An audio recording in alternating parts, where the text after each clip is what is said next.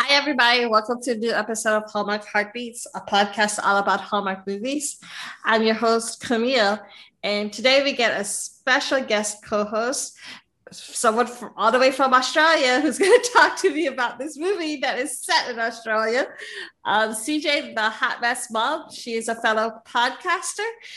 She does Neighbuzz podcasts. Say hi. I guess I'm meant to say g'day. I'm Oh, good day. Oh, how cute. I know. Hello, everyone. I'm CJ, the hot mess mom. I'm on Neighbuzz, the Neighbuzz and we recap Neighbuzz, which is actually mentioned in this film that we are going to review. Really? I didn't notice. Yes. Yeah, it was probably my favorite part of the movie. I didn't even notice that. You said to me that one of the actors was from Neighbors. Which one was it? Was it Tim? So Tim was on Neighbors. We have two main soaps in Australia. So we have Neighbors, which is shot in Melbourne. Yep. And we have Home and Away, which is shot in Sydney beaches. So the Home and Away is more the vibe of this film. Yeah. But Neighbors is more of a suburban vibe. Yeah. And he was on Neighbors first for not that long, and then he did a longer stint on Home and Away. A lot of actors in Australia have been on both soaps. Yeah. But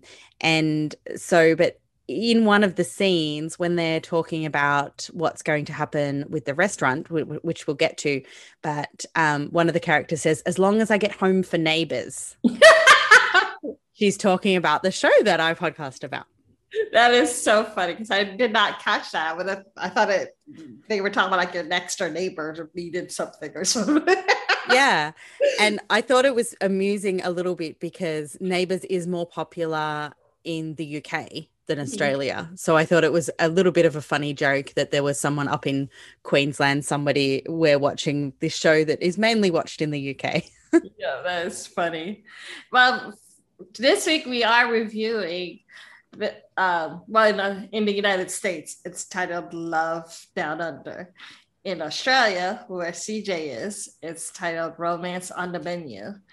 It was released in 2020 in Australia, and Hallmark got the rights to it to air in the United States just this year, and now they changed the title. I don't know why they changed the title. I actually like Romance on the Menu more than Love Down Under. So I think there might be some other movie or something called Love Down Under. So I think Romance on the Menu might be the secondary name. Yeah. Or something. But Love Down Under sounds like a very American movie about Australia. Yes. Yeah. Michael. Is Down Under like just because of the geographical location of Australia, or is there something deeper than for the reason of that nickname? I think it's just the geographic location, but also where they shot the film is the top of Australia. So while it is down under of the world, it's not of the country. Oh my gosh, that's too funny. Okay, so the little bit of synopsis on this movie is that Caroline, played by Cindy Busby, she owns a restaurant in New York called El Laboratoire. And they recently got, I'm not sure if I said the name of the restaurant right. I do not speak French. But it's sort of like a modern restaurant, very fancy looking. Not a place I would eat. But it's a restaurant, but it recently got a mediocre review from a critic. So she's been working hard on like improving the restaurant, getting renovations on it. But then she finds out that she inherits a cafe in Australia from her Aunt Dee, who passed away the year before.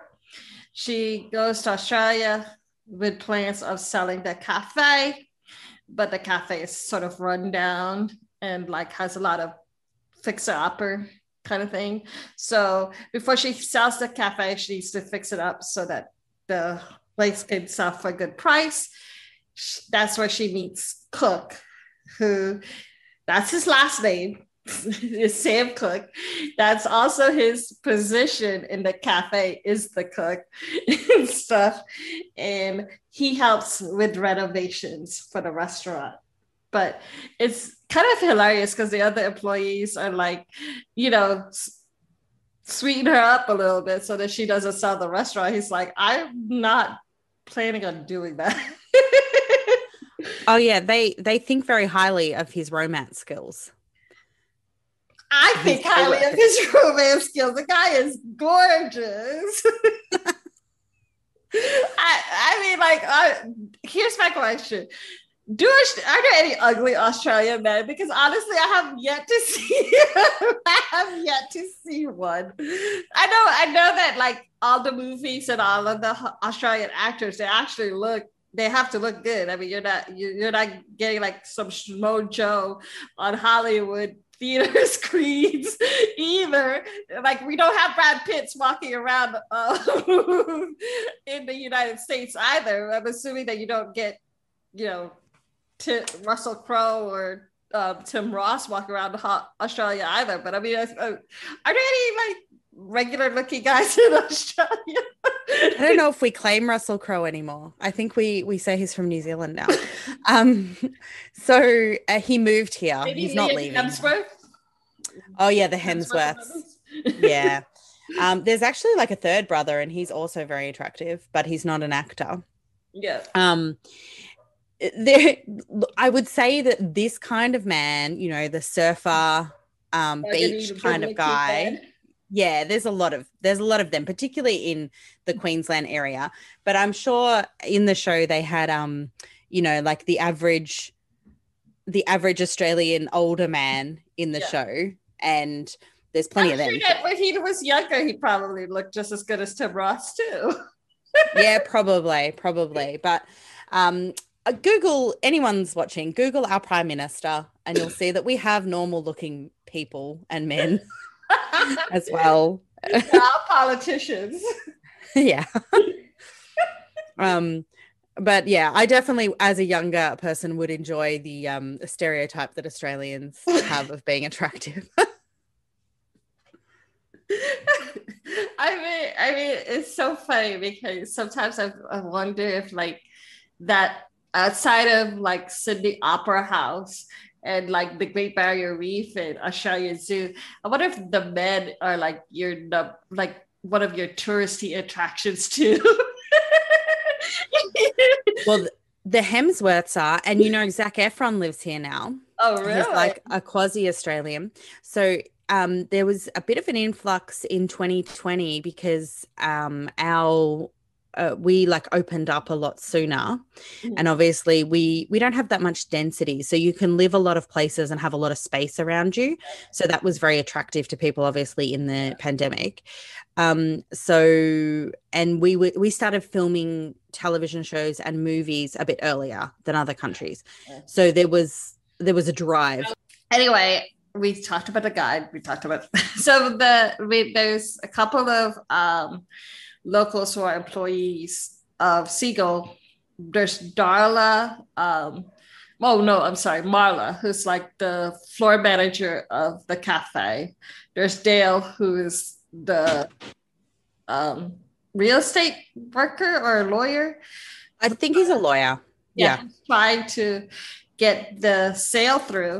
And then there's one other lady, I think her name was Beth, who's like this young waitress, kind of also wanting to branch off into cooking and stuff. So, and then there's several more, but they did have lines, so then we didn't catch their names. But yeah, so when Cindy's character Caroline came in and she was introducing herself to the employees, you know, as the new owner, and they found out that she was going to sell the place. They were worried about, you know, their jobs and stuff. And like I said, that's what Marla was trying to get Cook to, you know, have his way with Caroline. Or put romance on the menu, so to speak. Well, the food wasn't that good. I've never had Vegemite, but I haven't heard very good things about Vegemite. It makes me worry about eating it. And then also they have meat pies, which I guess was burnt also and stuff. So like there's also lack of seasoning, it seems, on some of the menu items. Because Caroline keeps like throwing salt on the fish, remember? And stuff. And also famously, I can't believe she missed this opportunity, but famously we have chicken salt. Yeah. On like everything on a fish and chip menu would have chicken salt. So first from regular salt. I'm worried about the chicken part. It's kind of like seasoning that would be on potato crisps. Yeah. It's delicious. Yeah. I actually went to a cafe that was in a country town not long ago, and they said I ordered a spring roll. What do you call them? You call them cabbage roll, I think. Oh yeah. Yeah.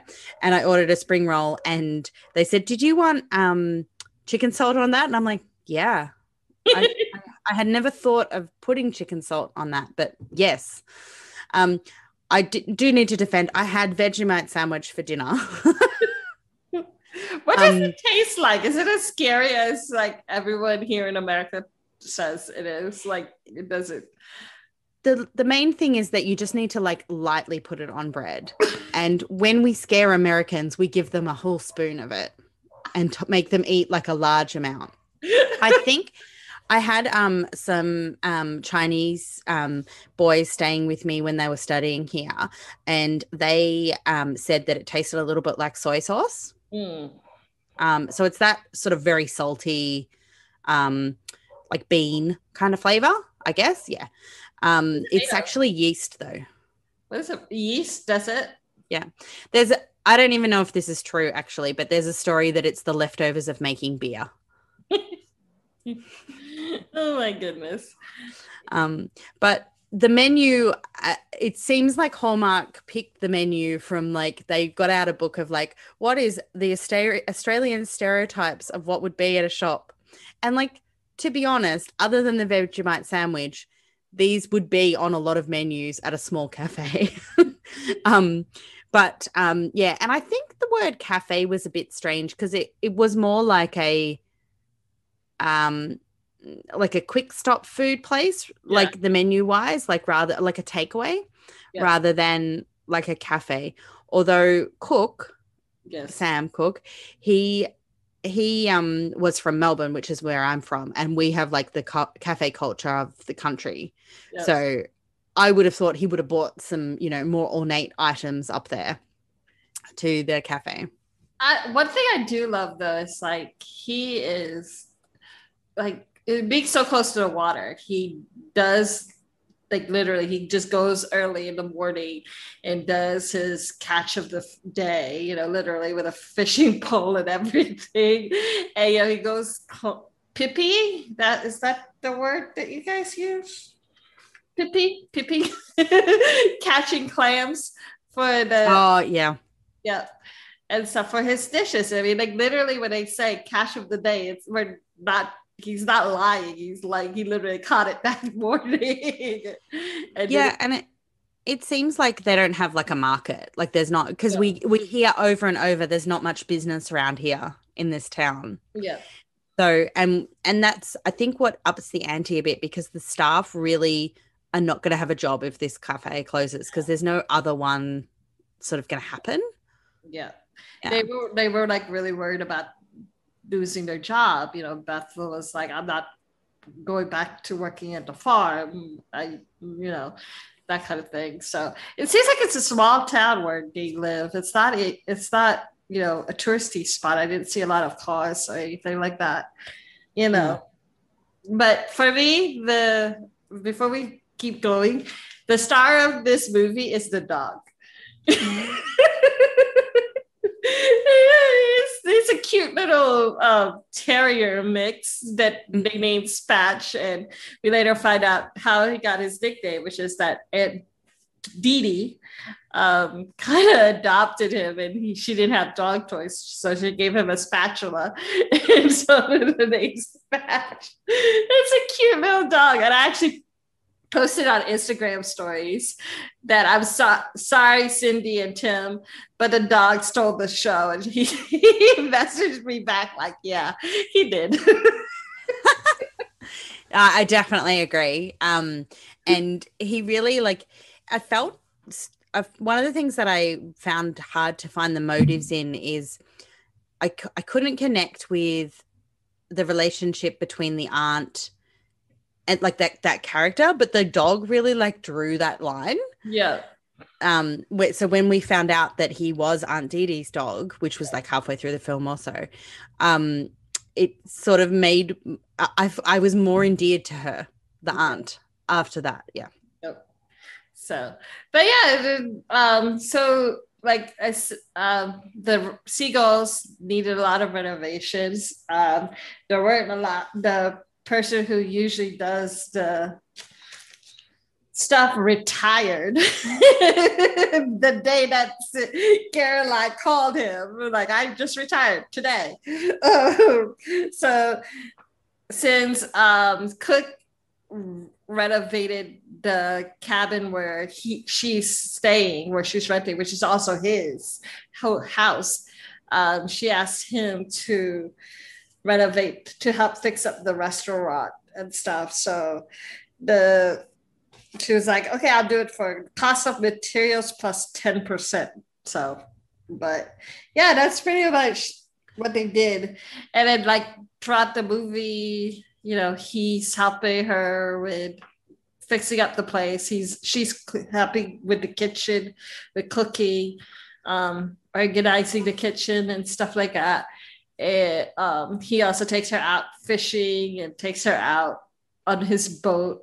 I thought that was romantic. I thought that was so romantic. And it is true about no stars in New York. Actually, someone has said that to me when I've been in New York. I want to go to Australia where you can see stars. And I was always like, that's what? You don't have stars? Yeah, and it definitely seems like they were in a remote part that wouldn't have any city lights nearby. And also probably if they look really hard, they could probably see the hole in the ozone layer from there. I also enjoyed that he took her out fishing, and that because it seemed like he was actually teaching her how to run the restaurant. Yes. And how they do things there. And it felt like Cook had, I almost wonder whether Cook had a romantic relationship with Aunt Dee Dee, because he was very bonded with her and her memory. Uh-huh. And I wondered what the deal with them was. I was thinking about that all the time. I never thought that. I was thinking Aunt Dee Dee was took him in as sort of a son, or as she's an older, I would assume she's an older woman. But yeah, maybe because he didn't say much about his past. He just moved around a lot, I guess, but I just took it as him being a lost soul, and she kind of took him in as because a helper kind of thing. Yeah, and he'd been divorced, didn't he? And that's why he was renting out the cabin. Yeah, he was the but yeah, so he had baggage. Yeah, he's got something. But anyway, Caroline, I do this a lot where I kind of confuse the characters and the actress names.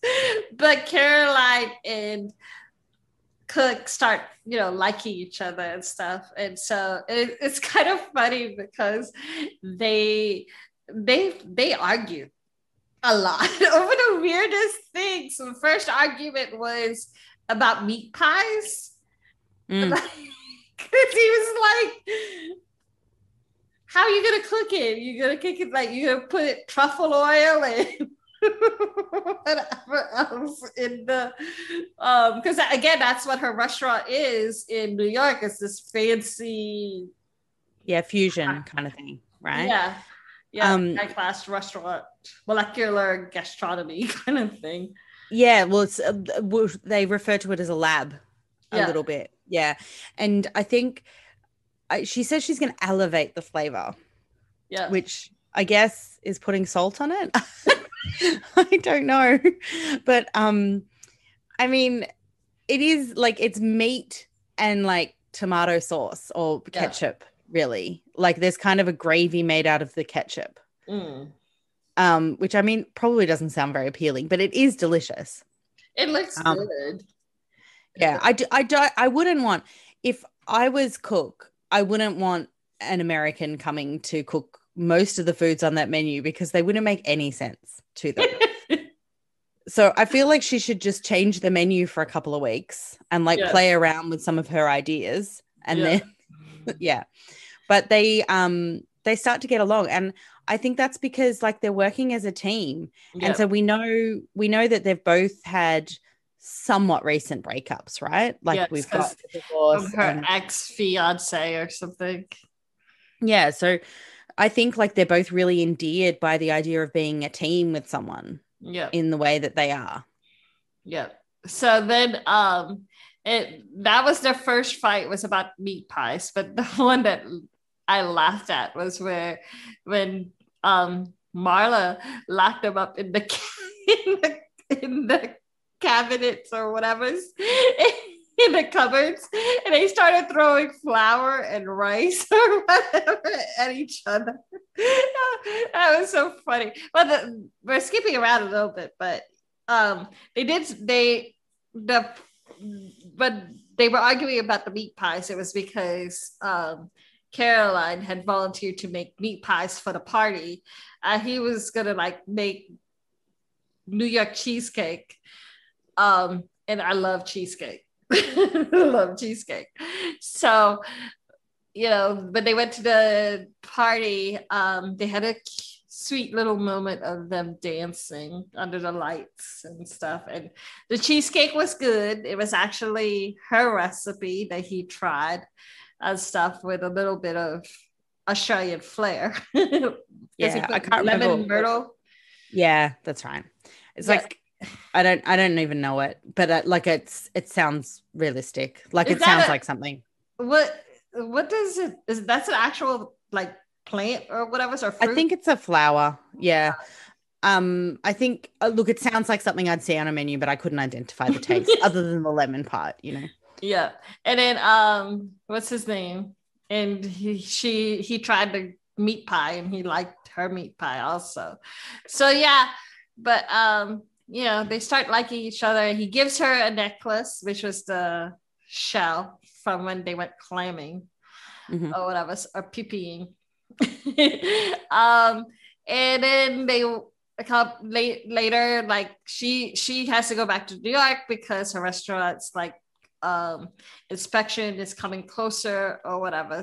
And so finally, just before she leaves for New York, she finds out that the other employees of Seagull have been trying to like sabotage the restaurant so she doesn't sell it or whatever. And she thinks she's under the impression that Cook has been trying to sweet talk her kind of thing so that she doesn't sell. So Marla locks them up in the cat cupboard or whatever. So that's when they start throwing food at each other and stuff. And here's to say, this is the thing that Hallmark does a lot, where like the girl or somebody in the movie is always going, well, does he like me or does she like me? And I'm sitting there going, you guys just almost kissed. How much more hint do you need that you like each other? You were like 2 inches 1 second from kissing. And then like what's her name's Caroline's ex-boyfriend came to Australia. He had this whole thing where the guys had a plane to Bali. So I thought, well, since I'm on the way here, might as well come here or whatever. And I'm sitting there going, like, that is the most bullcrap thing ever. Was he like stalking her? What the hell is going on? And Bali's close, right? Like, we go there for holidays. Yeah. But yeah, it definitely sounds like you'd be paying a whole lot in like airport fees to take your private jet all around.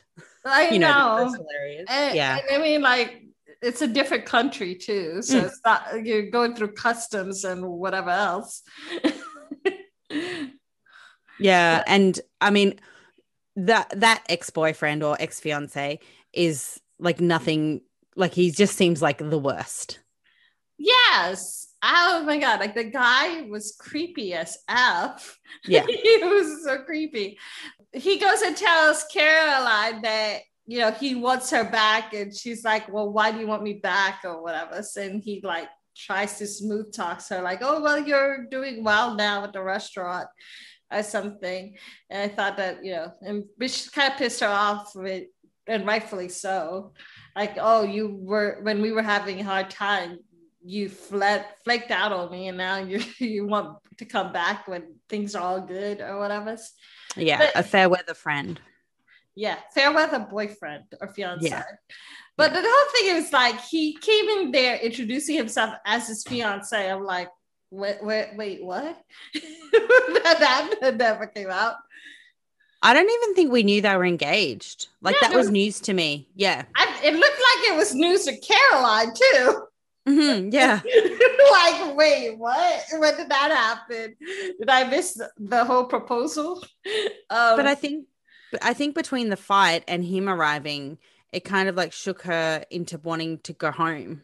Yeah. And just like live her normal life, right? Yeah. Yeah. So she ends up keeping the restaurant, but she's gonna leave the restaurant in the hands of the locals, the hands of like Marla, Beth, and Cook. Cook gets the official title of head chef, which he's already been doing all this time. He just never really got the title, I guess. So I assume he's going to go and change his last name now to Chef. Maybe. And then what's his name? Mara is going to be a floor manager and stuff like that. And Caroline is going to like fly back and forth every now and then to check out the restaurant, see how she's going. That's when they go. She goes back to New York, and the restaurant is doing well. They passed their inspection. They get their grave reviews or whatever. And her mom like gives her a plate, and there's the necklace with the shell on it. And she's like, "Where did you get this?" And bam, there's Cook in New York, all his handsome self. He's taken that 30-hour door-to-door flight. I know, right? That we saw Carolyn take earlier in the movie. And then like, they're like, I don't know how this is gonna work because you're here in New York and I'm over in Australia, but let's work it out. And so they kiss. Pretty much a typical Hallmark ending. But okay, so that's how the movie goes. This is where I pissed off some Australians. I wonder, so what did you say? I just didn't feel like it was Australian, in my opinion. Like, it wasn't Australian enough, I guess, in my opinion, because we just had a movie a couple weeks prior that was filmed in Ireland, and it was beautiful. And Ireland was like its own character in the movie. We got to see different places of Ireland. We got to live the Irish culture through the characters and stuff like that. We got to hear stories, folklore from Ireland, you know what I mean? And stuff like that. And so I was kind of sort of expecting that from this movie, that kind of feel of like, we're not just talking about food, but this is like this is how it is in Australia. This is like, the going on. So you know what I mean? Like if people. like when they were catching fish, like if they talked about what kind of fish are in this area, right, and why, yeah, and that and kind of thing. I did get that same feeling, you mhm. know. Outside of us, and I was telling another Australian, I was like, I feel like that movie could have been filmed anywhere because it wasn't unique to Australia. You know what I mean? That's the thing, right? So yeah, it probably could have been filmed everywhere, and they would have just changed meat pies to, I don't know, hot dogs or something. I don't know. Right. But whatever, you know, the dish of that region is. But I think to me, it felt like an Australian movie that we don't really export. Mm-hmm. So it just felt like a normal movie, and there was Australian touches, like when they talked about Vegemite or meat pies, or the Neighbuzz quip, and other things like that. But it just seemed like a normal movie that wasn't one that we would sell to Americans. Mm-hmm. Like, I don't know if you've seen, or if anyone listening has seen, like on Netflix, there's a few Australian shows that we made for Australian audiences, and now they're being exported. Mm-hmm. I don't know which, like, I could look it up, but I haven't. If you give me, I think they all look it up. They all change titles and stuff. But like our Australian network is called like the ABC, right? So it's hard to search because there's an ABC in America as well. But like it felt like those kind of shows, like they were just made, it was just a movie, like a simple movie that doesn't have any like export value, but it's being exported. Yeah. Well, I mean, was it made originally for Australia? And then I guess. So it wasn't made for Hallmark. Is that what you were saying?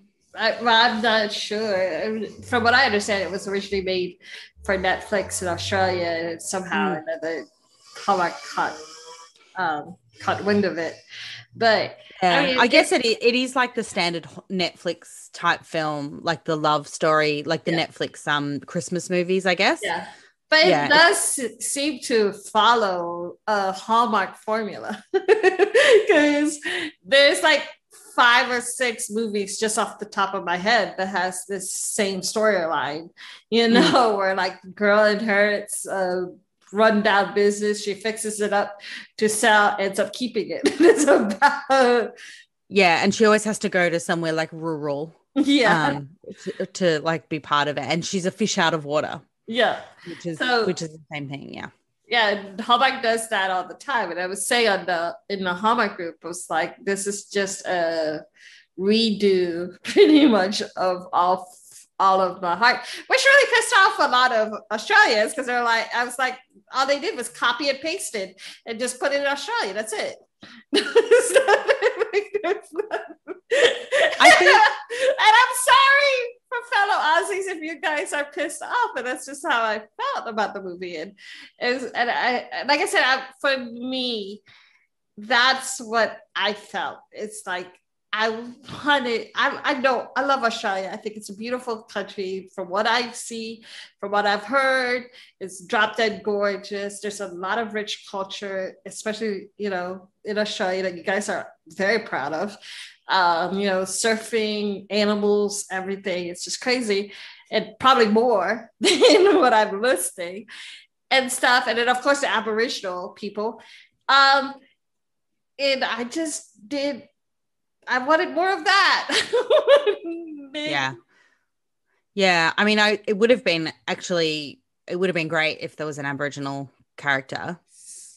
That would have really added a layer where it couldn't have been shot anywhere else, because their stories and their culture is not interchangeable in any way. Whereas, and I say this as I'm identifying as a white Australian, our stories are pretty transferable to a lot of other white cultures.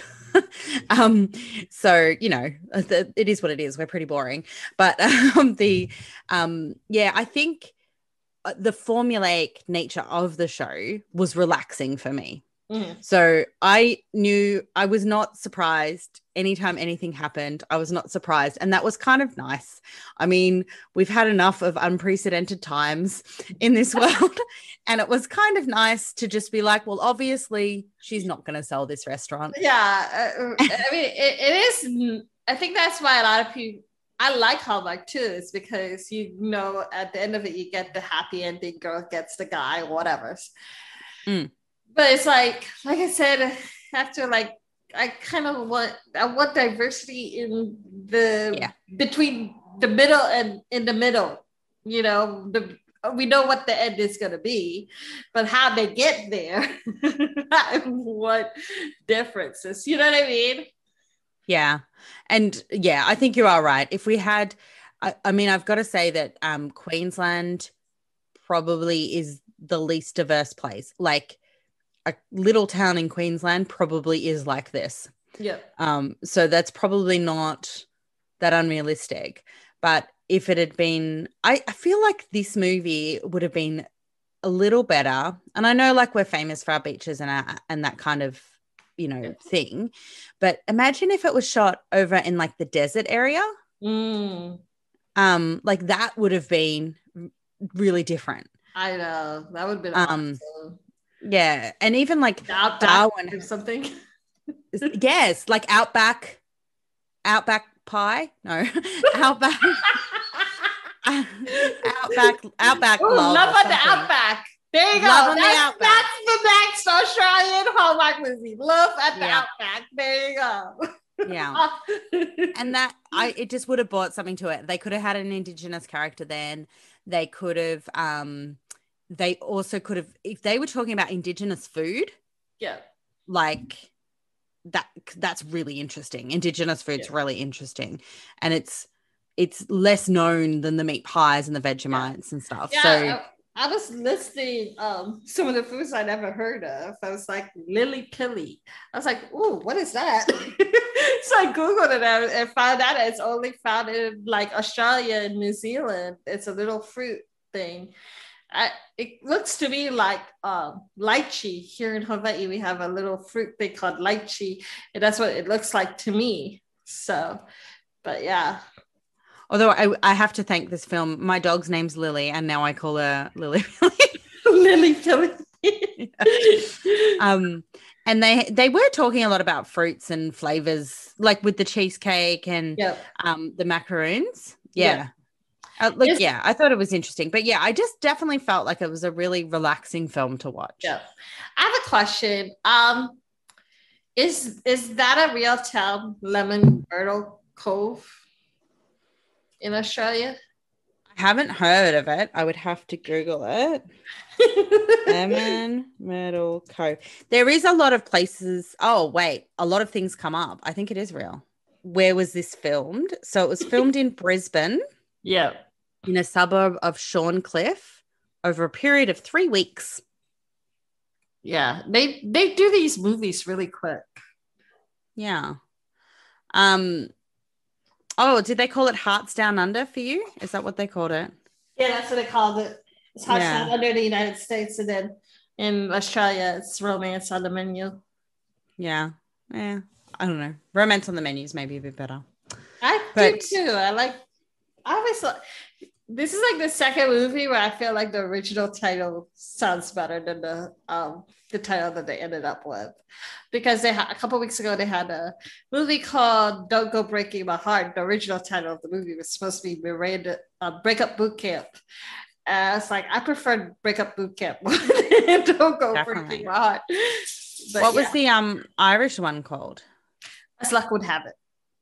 Okay. Oh yeah, that's a cute name. That's very Irish. But that one was the girl went to Ireland and got to participate in a matchmaking festival in Killaby, Ireland, which we find out is actually based on a real matchmaking festival going on in Ireland. And I'm like, can we have one like that here? Does sound pretty nice. Yeah. But anyway, so how many stars would you give this? If you had to like rank this, how many stars would you give it? And why? What did you like about it? What didn't you like about it? Okay. So out of 5, I'm going to give it 3. Mm. So I'm going to give 1 point for the dog. Well, 1 star for the dog.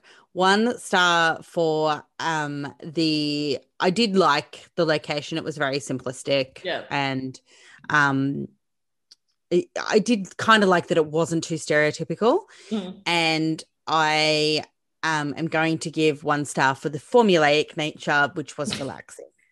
Yeah. What I'm taking stars away from is the fact that we could have had a little bit of something different just with a few small changes. Mm. And it would have still been formulaic and relaxing. And I wanted Cindy to do more playing with the menu. So I would have really liked it if she really brought her New York fusion laboratory vibe to this town. I think that would have been really fun. I'm going low on this one. I would have to say it's like a 2, maybe 2.5. I give it for the dog. The dog is my favorite thing in the movie. I give it for the fight scenes. They're hilarious. And also the mom. Her mom is so funny. Remember when she was video chatting with Caroline and she was like, so where's that handsome cook or whatever? So he's in the same room. He's right there. And it is so funny because she was like, oh, so you're not just burning down the cabin. I actually really like that. And I love that he slipped straight into like boyfriend mode where he came over and like introduced himself to the mom. Her look of terror. I imagine my face would have been the same if my mom embarrassed me in front of a guy like that. But yeah, that was like the funny parts, from the good parts of the movie for me. Points taken away is, again, like I said, I feel like I wanted to see more of Australia. I wanted to see more of the culture. I wanted to see more of the people. I wanted to like be, I feel like if you're gonna film in such an exotic location like that, take advantage of it. You know what I mean? Yeah. I did see much chemistry with Tim and Cindy. Outside of them fighting, it was just and also I liked that was pretty much my big major takeaway things I didn't like, you know. And also, yeah, I do like I said earlier, I don't have a problem with the predictability of, yes, the girl is going to get the guy, the whatever, but it's just how to get to the ending is just formula is boring. And again, they've done this like 5 times. I just wish that they could be more different, I guess, with the trope, you know, and stuff with the storylines. That's the thing, is that I feel like I am very unpopular opinion. There's a lot of people like the predictability and like these kind of storylines. They can see a whole marathon of this same storyline. They're like, I love it. And I'm sitting there going, ooh, I'm bored with it after like 1 movie. But yeah. And that's why that's what I think was most disappointing to me was, again, they've been like exploring new storylines recently with, you know, Hallmark movies. Like I said, with the As Luck Would Have It, they had one with last week was a groundbreaking one because it was the first movie with Asian American leads. Then they had the week before that they had like a boot camp thing and stuff like that. And I love that they're trying new storylines, and I was like, yay. And then it's back to just we've seen this 10 times already. Yeah. And the only thing that would have been more unique for it, they didn't take advantage of it. I feel like the one thing that would have totally made this unique out of like the other movies that have the same storyline is the location. I hope for Tim's sake that this film gives him a little bit of note, and maybe he gets some gigs in America. There are a lot of Hallmark fans that like him because he's a cutie. I don't blame him. Hallmark does a good job picking their men. Okay? Yeah. I have yet to meet ugly Hallmark man, but yes, and then like the accent kind of does it. Just they can be a normal Australian man, but they've got the accent, so it works. Like Russell Crowe. Oh my God, when he walked out of the water, I actually put that on my notes. It reminded me of James Bond. No, well, you know the scene where like Halle Berry walks out of the water in like the bathing suit or whatever. He's like the male Halle Berry. Okay. All right. Well, I'm very glad for Tim that he's going to get these fans. I was like, good Lord. I literally put that on my notes. James Bond. I don't know what movie, but yeah, I think it was like Goldfinger maybe or something. Like it was gold something. Yeah. Yeah. I've got Tim's Wikipedia in front of me, and he was also in the Underbelly Files, which is like a true crime series here.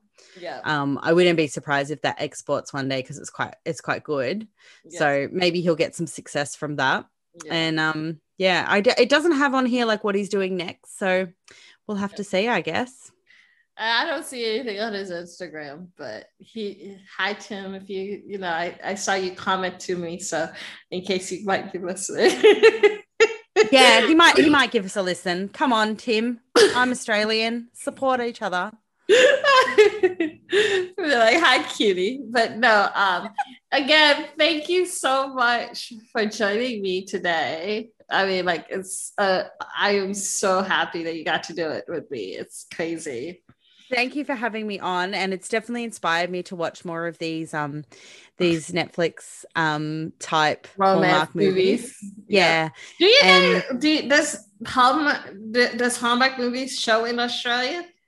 So I believe there's one station on our pay TV network that plays them, but not exclusively. So I was one of the things I was going to do was look that up, and I didn't have to because it was on Netflix. But a lot of the Christmas type ones are on Netflix. Yeah. And but I'm gonna look it up and record some, so I've got some on my recorder and feel good movies. Yeah. Like I like you mentioned, I think I could watch like 5 of these little formulas all in one session if I had a flu or something. So I haven't got the vaccine yet, so you never know. Yeah. Do you want to drop your podcast name and stuff before we end? Yeah. So I'm on Neighbuzz, the Neighbuzz Recap podcast, which is on iTunes and all of the places you can find podcasts. So that is weekly at the moment. And I have just finished my first podcast away from Neighbuzz, which is called Married on Maths.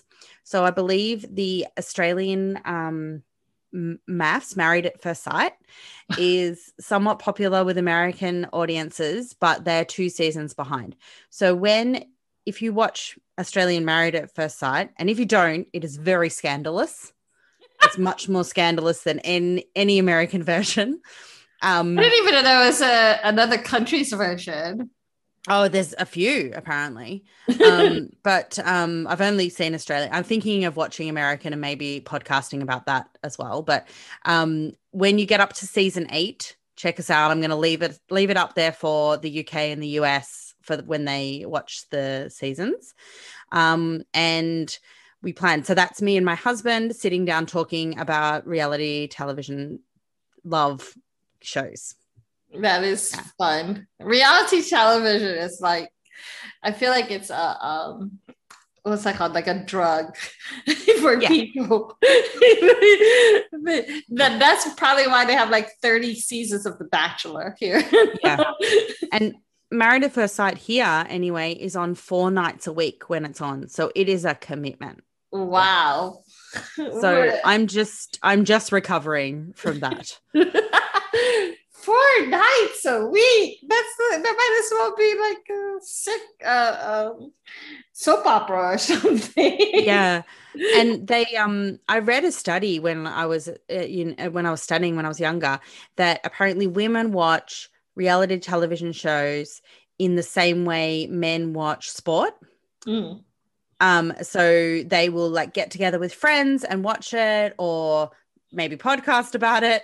And so I think it's it's interesting. But I definitely there's a lot of content out there to podcast about. So it's good to be swapping it up and talking about new things. That sounds fun. Okay, so for me, next week Hallmark does not have any new movies. So on our Buy Me a Coffee website, you can get a $1 membership, and there's a poll on there where you can pick which movie for me to review for next week. Also, again, with the Buy Me a Coffee, I also added another level. That's a $5 level, which is where you get never released podcasts about Hallmark movies. For example, May is my birthday month. So the Hallmark movie that I chose to review for the month of May is titled Birthday Wish, starring Jesse Schramer and Luke McFarlane, because again, it's my birthday. No other reason. What else? You can listen to us on Apple Podcasts, Google Play, Spotify, iHeartRadio, Pandora, pretty much any platform that you can listen to podcasts. Also, follow us on Facebook, Hallmark Heartbeats Podcast, Instagram, Hallmark Heartbeats, and Twitter, Hallmark Heartbeat1. And that's about it. Oh, yeah, a couple of things that I will be announcing. 2 weeks from today, 2 weeks from now, it will be a new movie called Baby It's Cold Inside, starring Jocelyn Houdon and Stephen Lunt. The following week would be Sweet Carolina, starring Tyler Hines and Lacey Chabert. With that one, I have another guest co-host. You might name Charlie. You might know him from the podcast Thirsty for Hallmark. But that's about it for now. There's no new movies past Sweet Carolina that they've announced yet on the dates and stuff. But that's about it. So thank you so much, CJ. And I don't think we have a I don't think we have a goodbye that's Australian, like g'day. Well, I can say aloha. Aloha is Hawaii. I like that. Aloha, everybody. Aloha. Bye. Bye.